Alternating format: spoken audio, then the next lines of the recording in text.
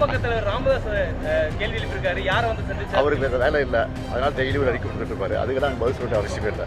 தலைவர்களை, அரசியல் தலைவர்களை அவமானப்படுத்திக் கொண்டிருக்கின்ற முதலமைச்சர் நிச்சயமாக இது ஒரு முதலமைச்சருக்கு நன்கு கிடையாது. ஒரு முதலமைச்சர் இவ்வளவு ஆணவத்துடன் பேசுவது அந்த பதவிக்கு அழகு கிடையாது. அவரை பார்த்து கொச்சைப்படுத்திக் கொண்டிருக்கின்ற முதலமைச்சர் இது எங்களால் ஏற்றுக்கொள்ள முடியாது.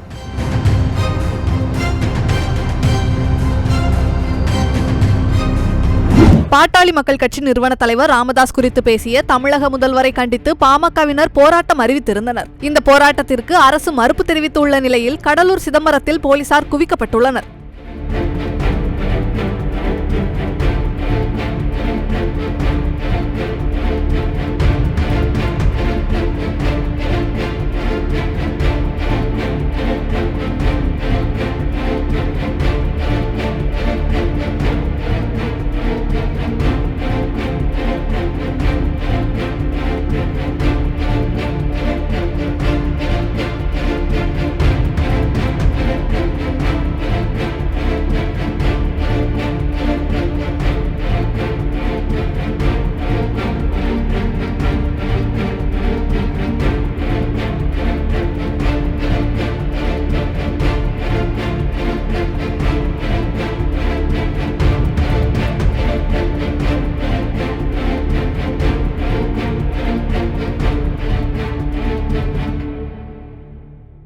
செய்திகளை உள்ளது உள்ளபடி தெரிந்து கொள்ள ரெஃப்ளெக்ட் நியூஸை சப்ஸ்கிரைப் பண்ணுங்க.